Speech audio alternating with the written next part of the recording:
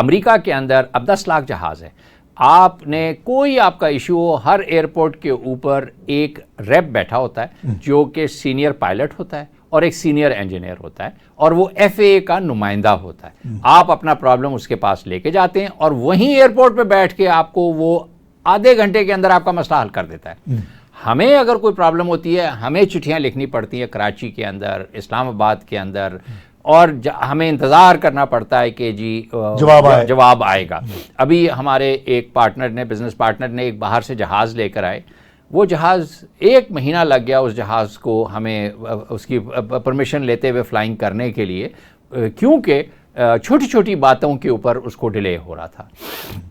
تو civil aviation کو چاہیے, اگر وہ چاہتے ہیں کہ پاکستان میں ہوا بازی بڑھے اور زیادہ سے زیادہ لوگ جہازوں پہ ٹریول کریں, بزنس بھی بڑھے گا, کاروبار بھی بڑھے گا, تو اس کے لیے ایک بڑا ڈیلیجنٹ ورکنگ گروپ ہونا چاہیے جس میں سینئر لوگ بیٹھے ہوں, کاروباری لوگ بیٹھے ہوں اور ڈیسیجنز لیں, اور ایک یہ کم از کم 10 سال کی پالیسی کو لے کے آگے چلیں, تو یہ حالات ٹھیک ہوں گے جا کے. اور پی آئی اے کو میری سجیشن یہ ہے کہ اگر آپ نے پرائیویٹائز بھی کرنا ہے تو کوئی پاکستانی اونڈ پرائیویٹ سیکٹر کی بڑی کمپنیاں موجود ہیں, ان کو دیں, خدا کا واسطہ ہے باہر کسی کو نہ دیں. اچھا, آپ کی بات کو ہی میرا خیال ہے گورنمنٹ لے کے چل رہی ہے کہ ٹینڈر انہوں نے کیا ہے اس کی پرائیویٹائزیشن کے لیے. تو اب پرائیویٹائزیشن میں تو ظاہر ہے کمپنیاں, ٹینڈر ہو گیا ہے, اب تو شاید آگے پروسیس چل رہا ہے. تو جو کمپنی آئے گی, جو بڈ دے گی, ٹیکنیکلی کوالیفائی کرے گی اور جس کی فائنینشیل بڈ ہائیسٹ ہوگی اس کو وہ مل جائے گا.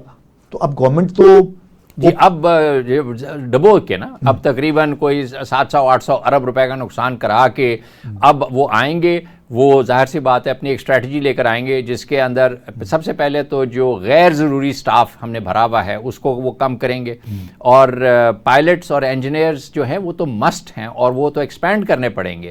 ہم نے جو غیر ضروری اسٹاف بھرا ہوا ہے اس کو ٹرمینیٹ کرنا پڑے گا, اور پھر وہ ہلکے ہلکے جہاز بھی بڑھائیں گے. تو 30 جہاز سے اگر وہ 100 جہاز پہ بھی لے گئے تو پی آئی اے فلائی کرنا شروع کر دیں. یعنی اتنے روٹس ہیں اور اتنی ہماری ٹیکنیکل کیپیبلٹیز ہیں کہ ایئر لائن کو پھر ایک دفعہ پھر great people to fly with کیا جا بالکل بن سکتا ہے. اور اس کا کام ہی ہے کہ جو اچھے لوگوں کو, کمپیٹنٹ لوگوں کو کام دیا جائے, بجائے اس کے کہ یاری دوستیوں میں پروجیکٹ دیے جائیں. کمپیٹنٹ لوگوں کو دیں اور چیزیں خود بخود ٹھیک ہونا شروع ہو جائیں گی.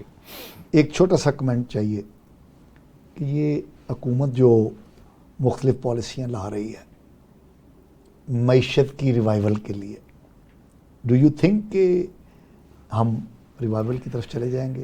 دیکھیں, سب سے پہلے آپ کو پولیٹیکل سٹیبلٹی چاہیے ہوتی ہے اور آپ کو لیگل فریم ورک چاہیے ہوتا ہے جس میں کام کریں.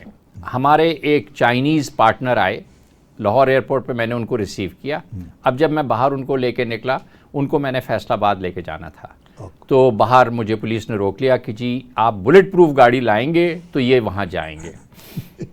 بھائی آپ گورنمنٹ کو چاہیے کہ بلٹ پروف گاڑیاں ایئرپورٹ کے اوپر گورنمنٹ ارینج کرے نا, چاہے وہ پرائیویٹ سیکٹر کی گاڑیاں ہوں, گورنمنٹ کی گاڑیاں ہوں, جن لوگوں کی ذمہ داری ہے کہ وہ, اور ضرورت ہی نہیں ہے. اگر گلگت کے اندر ایک حادثہ ہوا جو کہ ہمارے دشمن ملکوں نے کرایا, اب اس کی وجہ سے آپ نے سارے جو فارنرز ہیں ان کے اوپر یہ پابندی لگا دی کہ جی آپ بلٹ پروف گاڑیوں میں جائیں گے, پوری اکانومی کا بیڑا غرق کر دیا. اور وہ چائنیز سر پکڑ کے بیٹھے ہوئے ہیں کہ یار یہ ہمارے ساتھ کیا ہو رہا ہے, کہ وہ جیسے کہتے ہیں نا بلی جو تھی اس کو نہانے سے نہیں مری, نچوڑنے سے مر گئی ہے.